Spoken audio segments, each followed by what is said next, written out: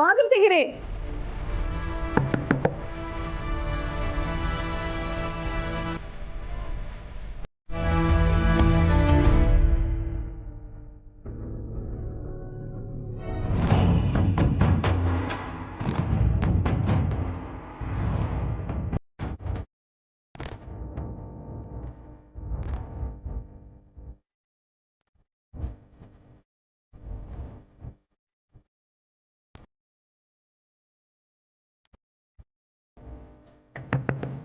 ಯಾರು ಇದ್ದೀರಾ? ಪ್ಲೀಸ್ ಬಾಗಿಲು ತೆಗೀರಿ.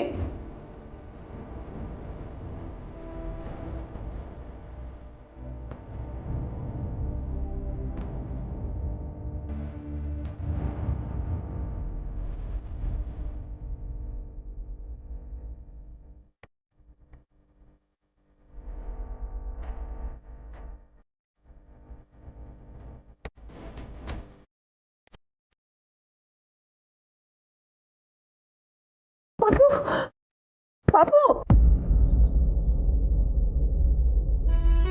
ಪಾಪು, ಪಾಪು.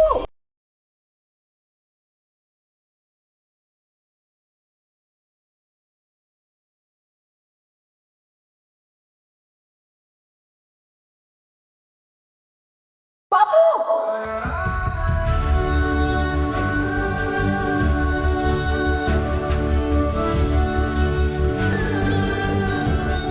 ಪಾಪು, ನಾನು ಎಲ್ಲಿದ್ದೀನಿ? ರೂಮ್ ಡೋರ್ ಲಾಕ್ ಆಗ್ಬಿಟ್ಟಿದೆ.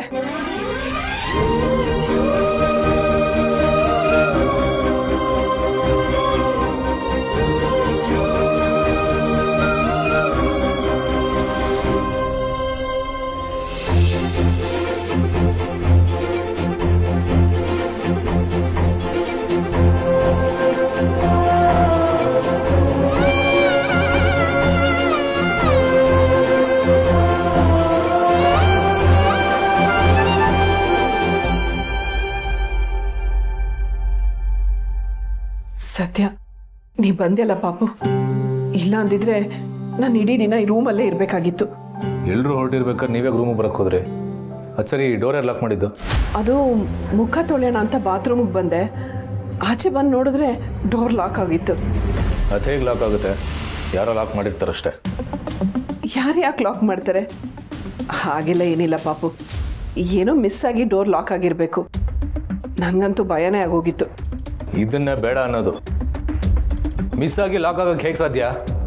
ದುಡ್ಡಿರೋನ್ನೆಲ್ಲ ಭಾಳ ಒಳ್ಳೆಯವರು ಅಂತ ಅನ್ಕೋಬೇಡಿ. ಈ ಮನೇಲಿ ಯಾರು ಒಳ್ಳೆಯವರು, ಯಾರು ಕೆಟ್ಟವರು, ಯಾರು ಯಾರಿಗಾಗ್ತಾರೆ, ಯಾರು ಯಾರಿಗಾಗಲ್ಲ ಅನ್ನೋದೇ ಗೊತ್ತಾಗಲ್ಲ. ಶ್ರೀಮಂತರು ಸಹವಾಸ ಯಾವ ಕ್ಷಣದಲ್ಲಿ ಏನು ಬೇಕಾದ್ರೂ ಆಗ್ಬೋದು. ಪಾಪು, ಓ, ನೀವೀಗ ಶ್ರೀಮಂತರ ಅಲ್ವಾ? ಇದನ್ನೆಲ್ಲ ನಾನು ಯಾಕೆ ನಿಮ್ಮ ಹತ್ರ ಹೇಳ್ತಾ ಇದ್ದೀನಿ? ಸರ್ ನಿಮಗೋಸ್ಕರ ಕಾಲ್ ಮಾಡಿದ್ರು. ನಡೀರಿ ಹೊರಡೋಣ. ಪಾಪು,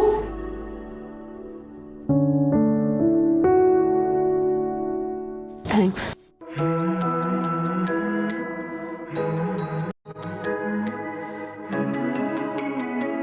ನಾನು ನಿಂಗೆ ಥ್ಯಾಂಕ್ಸ್ ಹೇಳಿದೆ. ಆಯ್ತಾಯ್ತು, ಬನ್ನಿ.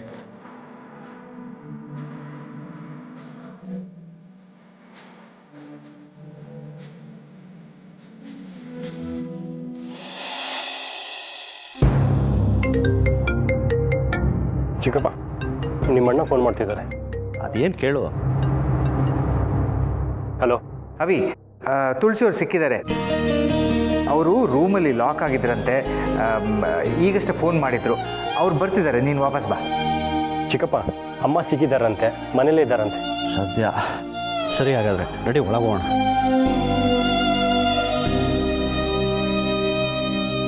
ಅಣ್ಣ ಎಲ್ಲಿದ್ರಂತ? ಅದಕ್ಕೆ ಗೊತ್ತಿಲ್ಲ. ರೂಮಲ್ಲಿದ್ದೆ, ರೂಮು ಹೊರಗಡೆಯಿಂದ ಲಾಕ್ ಆಯಿತು ಅಂತ ಹೇಳಿದ್ರು. ರೂಮ್ ಲಾಕ್ ಆಗೋಕೆ ಹೇಗೆ ಸಾಧ್ಯ? ಹೊರಗಡೆಯಿಂದ ಯಾರಾದರೂ ಲಾಕ್ ಮಾಡಿದ್ರಷ್ಟೇ ಲಾಕ್ ಆಗೋಕ್ಕೆ ಸಾಧ್ಯ. ಆಚೆಯಿಂದ ಯಾರು ಲಾಕ್ ಮಾಡ್ತಾರೆ? ನಮ್ಮ ಮನೇಲಿ ಏನಾದರೂ ಚಿಕ್ಕ ಮಕ್ಳಿದಾರಾ ಆಟ ಆಡ್ಕೊಂಡು ಲಾಕ್ ಮಾಡೋಕ್ಕೆ?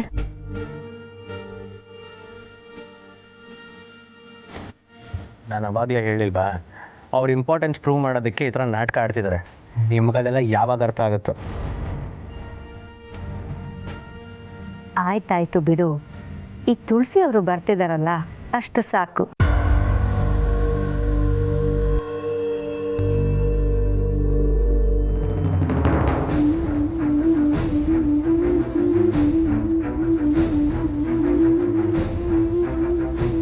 ಅಲ್ಲ, ಮನೇಲಿ ರೂಮಲ್ಲಿ ಒಳಗಡೆ ಲಾಕ್ ಆಗಿದ್ದೀರಿ ಅಂತ ಒಂದು ಮಾತು ಫೋನ್ ಮಾಡಿ ಹೇಳ್ಬೋದಿತ್ತಲ್ವಾ? ಫೋನ್ ಆಚೆನೇ ಇತ್ತು. ಅದಕ್ಕೆ ಫೋನ್ ಆಚೆ ಇಟ್ಟು ನೀವ್ಯಾಕೆ ರೂಮ್ ಒಳಗೆ ಹೋದ್ರಿ? ನಮ್ಮ ಜೊತೆಗೆ ಬಂದ್ಬಿಡ್ಬೇಕು ತಾನೇ. ಅದು ಅಮ್ಮ, ನೀವು ಬರಲಿಲ್ಲ ಅಂತ ಎಲ್ಲರೂ ಎಷ್ಟು ಟೆನ್ಷನ್ ಮಾಡ್ಕೊಂಡಿದ್ರು ಗೊತ್ತಾ? ನನಗಂತೂ ತುಂಬ ಬೇಜಾರಾಗಿತ್ತು. ನೀನೇನಮ್ಮ ನಿನಗೆ ಬೇಜಾರಾಗಿರೋದು ಹೇಳ್ತಿದ್ಯಾ?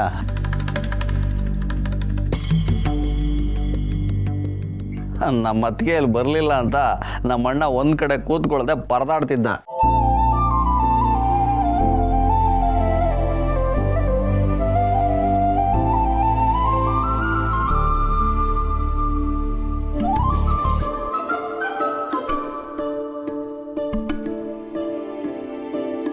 ಮಾವ, ಪುಟ್ಟ ಬನ್ನಿ ಬನ್ನಿ. ಬೇರೆ ಯಾರು ಬರ್ಲಿಲ್ವಾ? ಪುಟ್ಟಿ ಬರ್ಲಿಲ್ವಾ? ಅಯ್ಯೋ, ಈಗ ಅವಳು ಯಾಕೆ ಬಿಡಮ್ಮ? ಇವ್ರ ಮನೆಯವ್ರ ಮುಂದೆ ಎಲ್ಲ ನಾಟಕ ಮಾಡಿ ನಮ್ಮ ಮರ್ಯಾದೆ ಕಳೆದ್ಲು. ಈಗ ಅವಳು ಇಲ್ಲಿಗೆ ಬಂದು ಏನು ಮಾಡಬೇಕು?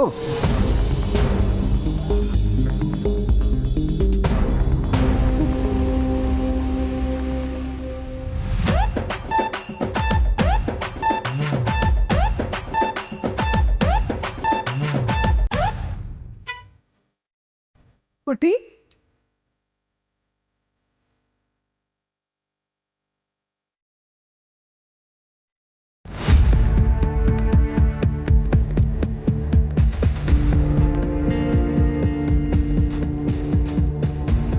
ನೀನು ಯಾಕೆ ಬಂದೆ? ಬರಬೇಡ ಅಂತ ಹೇಳಿದ್ದೆ ತಾನೆ. ನಡಿ ಮೊದಲು. ಇರಲಿ ಬಿಡಿ ದತ್ತ. ಗೊತ್ತೋ ಗೊತ್ತಿಲ್ಲದೇನೋ ಯಾವತ್ತೋ ಮಾಡಿರೋ ತಪ್ಪಿಗೆ ಇವತ್ತು ಅವಳನ್ನು ಹಾಗೆ ನಡೆಸ್ಕೊಳ್ಳೋದು ನನಗೆ ಯಾಕೋ ಸರಿ ಅನ್ಸಲ್ಲ. ನೀನು ಬಾ ಸಂಧ್ಯಾ.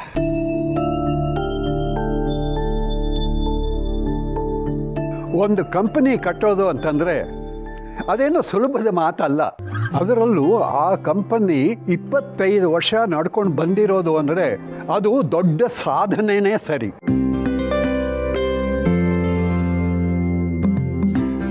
ಇಷ್ಟೆಲ್ಲ ಸಾಧನೆ ಮಾಡಿದ್ರು ನಿಮ್ಮಲ್ಲಿ ವಿನಯ ಅನ್ನೋದು ಒಂಚೂರು ಕಮ್ಮಿ ಆಗಿಲ್ಲ.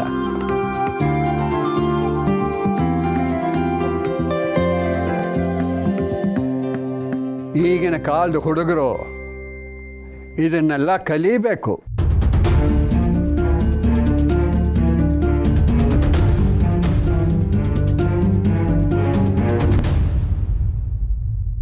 ಇದೀಗ ಕಾರ್ಯಕ್ರಮವನ್ನು ಪ್ರಾರಂಭಿಸುವಂತಹ ಸಮಯ.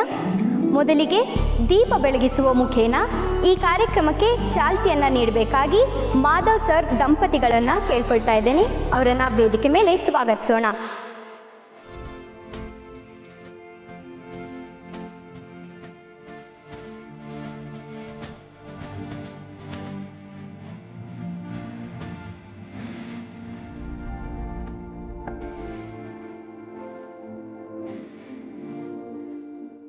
ಮಾಧವರೇ, ಒಂದು ನಿಮಿಷ. ಅಭಿ, ಅಭಿ ಬನ್ನಿ.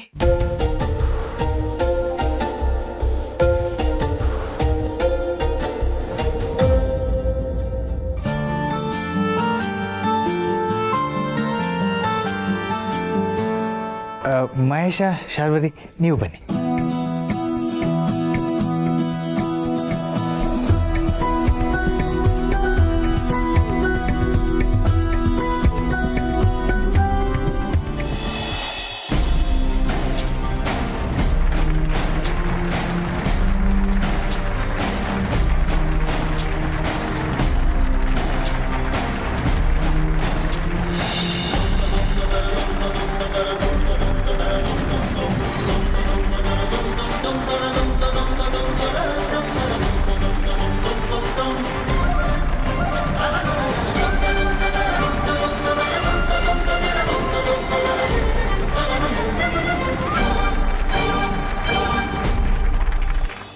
ಈಗ ಈ ಕಂಪನಿಗೋಸ್ಕರ ಸೇವೆ ಸಲ್ಲಿಸಿ ರಿಟೈರ್ಡ್ ಆದ ಹಲವಾರು ಸದಸ್ಯರಿಗೆ ಮಾಧವ್ ಅವರ ಕುಟುಂಬದವರಿಂದ ಪುಟ್ಟ ಸನ್ಮಾನ.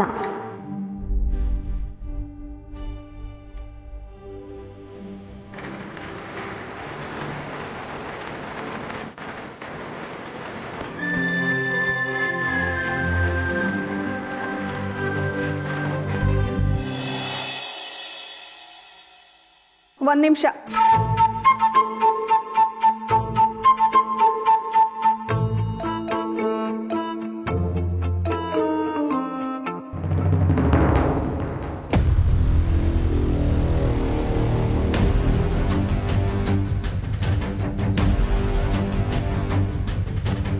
ಇದೇನಿದು ಒಬ್ಳೆ ನಿಂತಿದ್ಯಾ?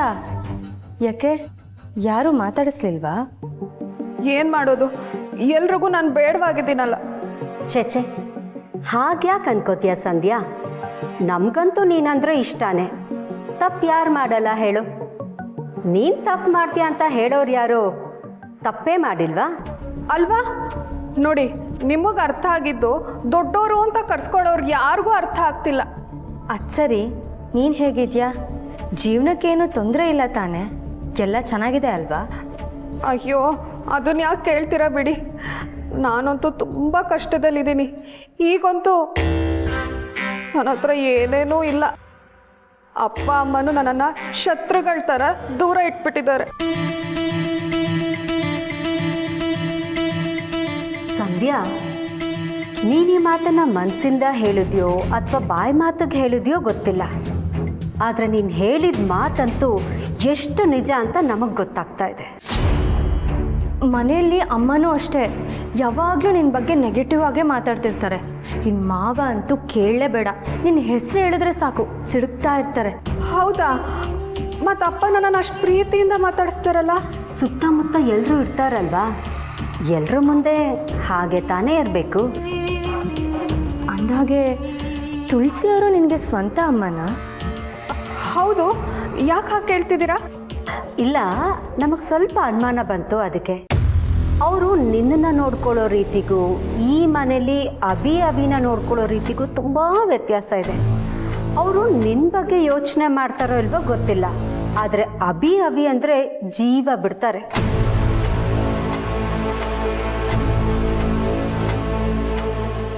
ಅಷ್ಟೇ ಯಾಕೆ, ಇವಳನ್ನ ಸಮರ್ಥನ ಅವ್ರು ತಾತ್ಸಾರ ಮಾಡೋದು ಎಲ್ರಿಗೂ ಗೊತ್ತೇ ಇದೆಯಲ್ವಾ? ಅದೇ ಕಾರಣಕ್ಕೆ ಆ ಸಮರ್ಥ್ಗೆ ಅವ್ರನ್ನ ಕಂಡ್ರೆ ಆಗಲ್ಲ. ಹೌದಾ?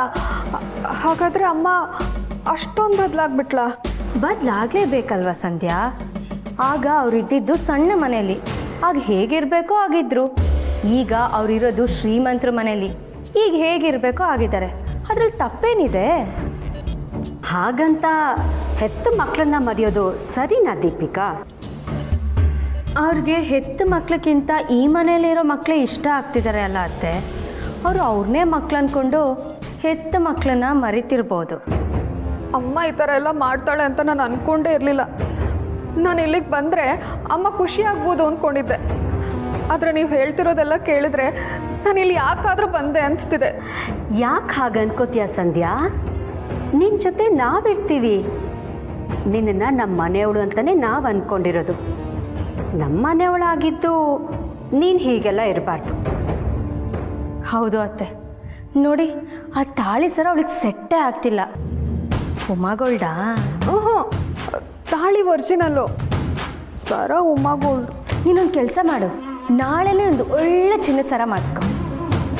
ದುಡ್ಡು ಯಾರು ರಪ್ಪ ಕೊಡ್ತಾರಾ? ನಿನ್ನ ಅಕೌಂಟ್ಗೆ ಆನ್ಲೈನ್ ಟ್ರಾನ್ಸ್ಫರ್ ಮಾಡ್ತಿದ್ದೀನಿ, ಚೆಕ್ ಮಾಡ್ಕೊ. ದುಡ್ಡು ಕಳ್ಸಿದ್ರಾ? ಇಷ್ಟೊಂದು ದುಡ್ಡಾ? ಚಿನ್ನದ ಸರ ಕೊಂಡ್ಕೊಳ್ಳೋಕೆ ಅಷ್ಟು ದುಡ್ಡು ಬೇಕಲ್ವಾ ಸಂಧ್ಯಾ? ಸಾಕಾಗಲಿಲ್ಲ ಅಂದರೆ ಹೇಳು, ಮತ್ತೆ ಕಳಿಸ್ತಾಳೆ. ಅಯ್ಯೋ, ಸದ್ಯಕ್ಕೆ ಸಾಕಾಗತ್ತೆ ಬಿಡಿ. ಚಿನ್ನದ ರೇಟ್ ಹೇಗೂ ಸ್ವಲ್ಪ ಕಮ್ಮಿ ಆಗಿದೆ. ನೀವಿಬ್ಬರು ನನ್ನ ಕಣ್ಣಿಗೆ ನಿಜವಾಗ್ಲೂ ದೇವತೆಗಳ ಥರ ಕಾಣಿಸ್ತಿದ್ದೀರಾ. ನನ್ನಮ್ಮ ನನ್ನ ದೂರ ಮಾಡಿದ್ರೇನು, ಈ ದೇವತೆಗಳಿಗೆ ನಾನು ಹತ್ರ ಆಗ್ತಿದ್ದೀನಲ್ಲ, ಅದೇ ಸಮಾಧಾನ.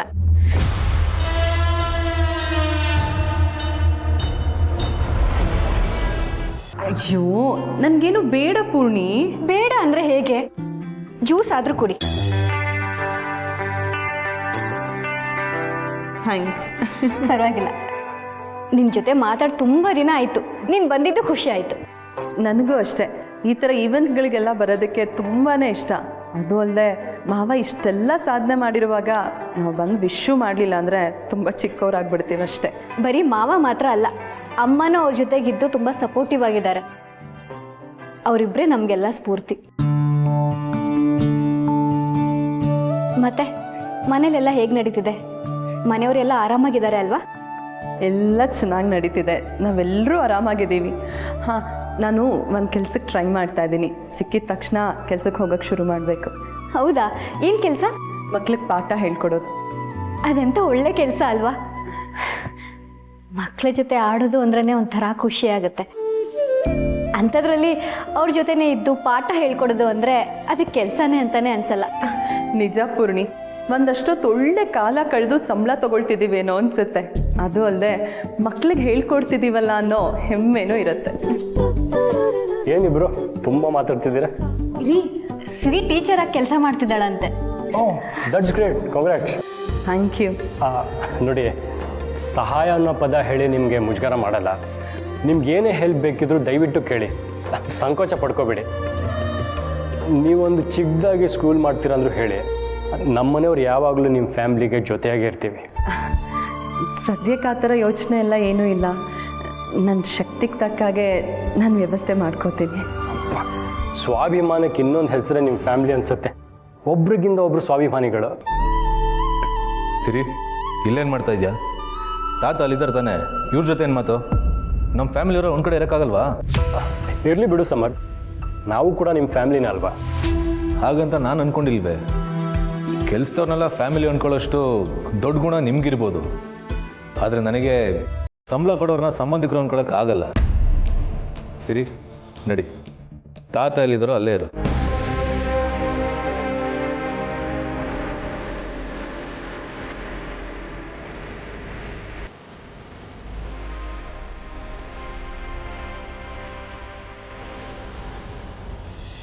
ಇದೀಗ ನಾವು ನೀವೆಲ್ಲರೂ ಕಾತರದಿಂದ ಕಾಯ್ತಾ ಇರುವಂತಹ ಪರ್ಫಾರ್ಮೆನ್ಸ್ ಶುರು ಮಾಡುವಂತಹ ಸಮಯ.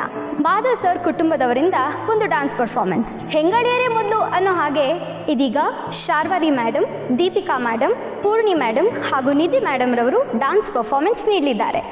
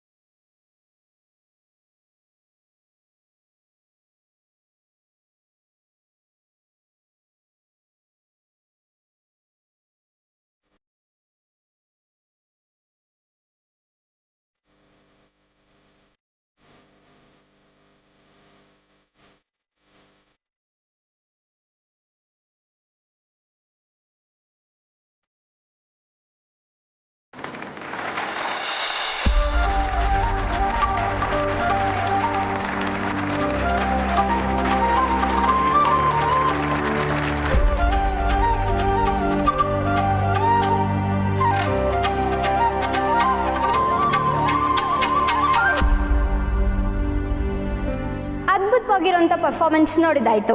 ಮುಂದೆ ಹೆಜ್ಜೆ ಹಾಕಲು ಬರ್ತಿದ್ದಾರೆ ಮಾಧವ್ ಸರ್ ಆ್ಯಂಡ್ ಟೀಮ್. ಜೋರಾದ ಚಪ್ಪಾಳೆಯೊಂದಿಗೆ ಅವರನ್ನು ಸ್ವಾಗತಿಸಿ.